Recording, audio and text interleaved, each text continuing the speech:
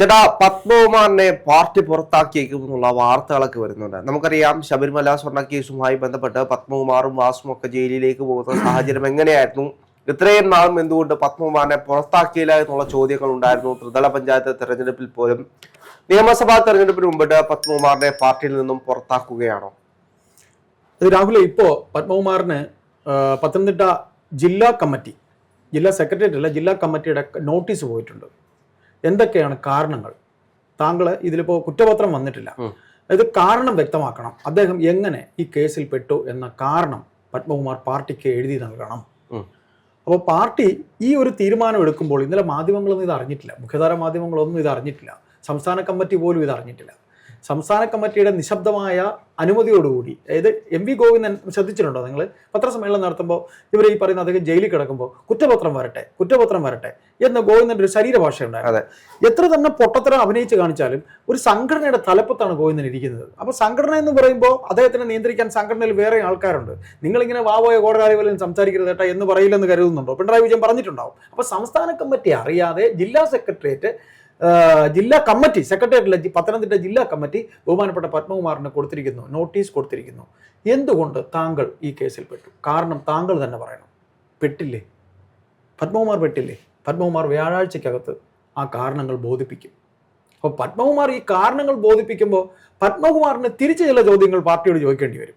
അപ്പോൾ കുറ്റപത്രം സമർപ്പിക്കുമ്പോഴത്തേക്ക് ഇദ്ദേഹത്തിനെ പാർട്ടിയിൽ നിന്ന് പുറത്താക്കും എന്നൊരു ധ്വനി പാർട്ടിക്കകത്ത് സംസാരിച്ചാൽ തിരുവനന്തപുരത്തെ പത്രപ്രവർത്തകരിൽ നിന്ന് അറിയാൻ നമുക്ക് കഴിഞ്ഞിട്ടുണ്ട്. അല്ല, ഇതിനകത്ത് ഏറ്റവും വലിയ വിഷയം എന്ന് പറയുന്നത് നമുക്കറിയാം, ത്രിതല പഞ്ചായത്ത് തെരഞ്ഞെടുപ്പിൽ കോൺഗ്രസ് ഏറ്റവും കൂടുതൽ, അല്ലെങ്കിൽ UDF ഏറ്റവും കൂടുതൽ ചോദിച്ചൊരു ചോദ്യമാണ്, ശബരിമല കേസിൽ ഇത്രയും വിഷയങ്ങൾ ഉണ്ടായിട്ട് നിങ്ങൾ എന്തുകൊണ്ട് പത്മകുമാറിനെ പുറത്താക്കുന്നില്ല? തീർച്ചയായിട്ടും. ഇപ്പൊ സ്വർണ്ണക്കൊള്ള കേസിൽ CPM-ന് ഡയറക്റ്റ് ബന്ധമുണ്ട് എന്ന് തെളിയിക്കുന്നതിന്റെ ഏറ്റവും വലിയ തെളിവ് പത്മകുമാറാണ്. പത്മകുമാറിനെ പാർട്ടിയിൽ എത്രത്തോളം നിർത്തുന്നു, അത്രയും കാലം ശബരിമല സ്വർണ്ണക്കൊള്ള കേസ് CPM-ന്റെ തന്നെയാണ് എന്ന് കോൺഗ്രസും UDF-ഉം എല്ലാം പറഞ്ഞുകൊണ്ടിരുന്നത്. അങ്ങനെ ഒരു പാർട്ടിക്ക് അങ്ങനെ ഒരു അവമതിപ്പുണ്ടായത്, ആ അവമതിപ്പിന് കാരണക്കാരൻ പത്മകുമാറാണ്. അതുകൊണ്ട് ഈ നിയമസഭാ തെരഞ്ഞെടുപ്പ് വരുന്നതിന് മുമ്പ് CPM-നെ പത്മകുമാറിനെ പുറത്താക്കണം. ഇല്ലെന്നുണ്ടെങ്കിൽ CPM നേരിടാൻ പോകുന്ന ഏറ്റവും വലിയ എതിർപ്പ് ജനങ്ങളിൽ നിന്ന്, സ്വർണ്ണക്കൊള്ള കേസിൽ പിടിക്കപ്പെട്ട ഒരുത്തിനെയും ചോദിച്ചോണ്ടല്ലേ നിങ്ങൾ നടക്കുന്നത് എന്ന് CPM-ന് കേൾക്കേണ്ടി. ത്രിതല പഞ്ചായത്ത് തെരഞ്ഞെടുപ്പിന് മുമ്പോട്ടൊരു വാക്കുകൊണ്ടെങ്കിലും പത്മകുമാർ ഞങ്ങളുടെ പാർട്ടിയിലില്ല, ഞങ്ങൾ പാർട്ടിയിൽ നിന്നും മാറ്റി നിർത്തിയിട്ടുണ്ട് എന്നുള്ള ഒറ്റൊരു വാക്ക് മതിയായിരുന്നു ത്രിതല പഞ്ചായത്ത് തെരഞ്ഞെടുപ്പിൽ CPM-ന് പിടിച്ചു നിൽക്കുക ശബരിമല വിഷയത്തിൽ. ഇനിയുള്ള നിയമസഭാ തെരഞ്ഞെടുപ്പ് അതിന് മുൻകൂട്ടി കണ്ടുകൊണ്ട് ഞങ്ങൾ ഇതിൽ നിന്നും കൈയൊഴിഞ്ഞല്ലോ എന്ന് കാണിക്കാൻ വേണ്ടിയിട്ടാണ്. നമ്മൾ വായിച്ചെടുക്കേണ്ട വേറൊരു കാര്യമുണ്ട് രാവിലെ. ത്രിതല പഞ്ചായത്തിനേക്കാൾ പിണറായി വിജയൻ സംഘവും നിലനിൽക്കാൻ ആഗ്രഹിക്കുന്ന നിയമസഭയാണ്. അതാണ് കാരണം. അതിനു മുമ്പോട്ട് പത്മകുമാറിനെ ചെന്ന് കണ്ട് പറഞ്ഞ്, പത്മകുമാറിനെ പാർട്ടിയിൽ നിന്ന് ഞങ്ങളൊന്ന് പുറത്താക്കുകയാണ്, ഞങ്ങളോടൊന്നും തോന്നരുതേ. അല്ല, അങ്ങനെയല്ല രാഹുൽ. ഇതിനകത്ത് എന്തെന്നറിയോ, ഈ പറയുന്ന രീതിയിൽ പാർട്ടിയിൽ നിന്ന് പുറത്താക്കാതെ അദ്ദേഹത്തിനെ ജയിലിൽ നിർത്തിയിരുന്നത് എന്തുകൊണ്ടെന്നറിയോ? ജയിലിൽ കിടക്കുമ്പോൾ പത്മകുമാറിനെ പാർട്ടി പുറത്താക്കിയാൽ ഈ പാമ്പിനെ നോച്ചു വിട്ട പാമ്പ് തിരിച്ചു കൊത്തും. നോച്ചു വിടുന്ന പാമ്പ് പതിയിരുന്ന് കൊത്തും. അതുപോലെ പത്മകുമാറിനെ ജയിലിൽ കിടക്കുമ്പോൾ പുറത്താക്കിയിട്ടില്ല.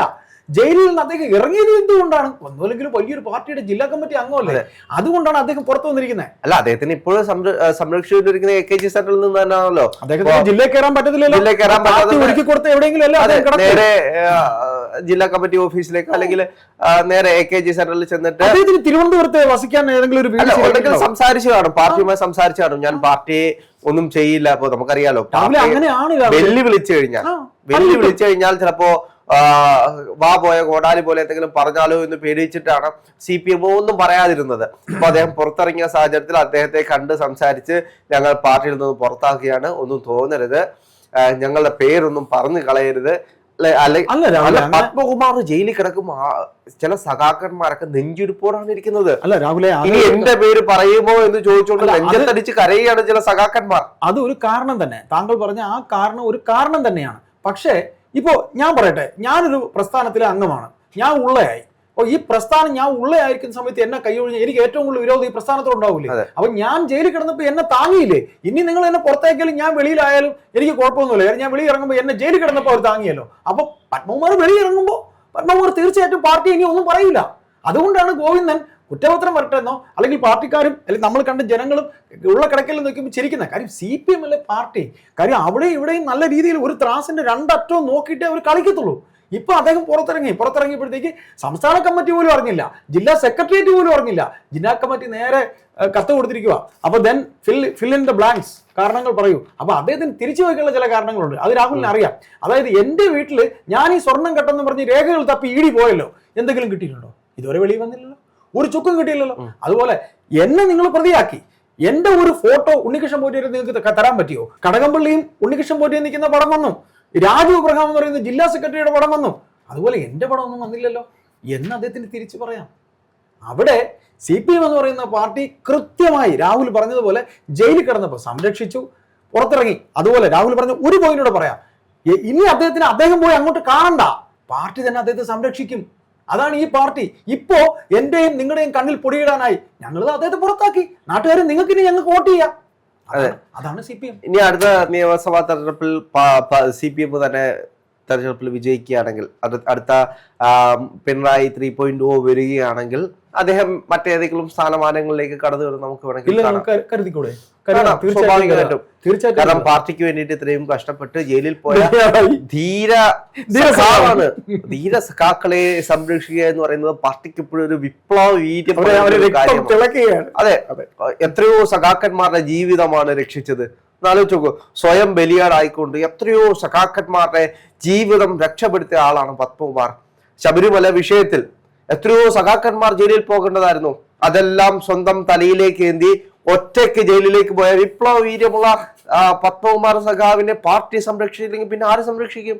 അതുകൊണ്ട് പിണറായി വിജയൻ സഖാവ് സംരക്ഷിച്ച് അടുത്ത ഏതെങ്കിലും ബോർഡിലേക്ക് പരിഗണിച്ച് ആ ബോർഡിൽ അവിടെ ഇരുത്തിക്കൊള്ളും. തീർച്ചയായിട്ടും ഇനി അവസാന കാലം വരെ അദ്ദേഹം ആ ബോർഡിലായിരിക്കും ഇനി ജീവിതം മുന്നോട്ട് പോകുന്നത്. അങ്ങനെയല്ല, അദ്ദേഹത്തിനൊക്കെ നല്ല കാശുണ്ടെന്നേ. അദ്ദേഹത്തിന് ഈ പാർട്ടി തന്നെ ദേവസ്വം ബോർഡിൽ അദ്ദേഹത്തിന് പ്രസിഡന്റ് ആക്കുമ്പോൾ അത് രാഹുലിന് അറിയാവുന്ന കാര്യമായിരുന്നു. കോന്നിയിൽ ഒരിക്കൽ അദ്ദേഹം MLA.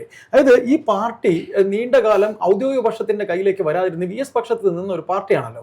ഓരോ ജില്ലകളിലും ബഹുമാനപ്പെട്ട പിണറായി വിജയന് പാർട്ടി പിടിച്ചു കൊടുത്തവരെ പിണറായി സംരക്ഷിക്കും. അങ്ങനെ പത്തനംതിട്ട പിടിച്ചു കൊടുത്ത ആളാണ് ഇദ്ദേഹം. പത്തനംതിട്ട പിണറായിക്ക് പിടിച്ചു കൊടുത്ത ആളായ പത്മകുമാറിനെ പിണറായി ഒരിക്കലും തള്ളില്ല. അത് VD സതീശൻ അറിയാം.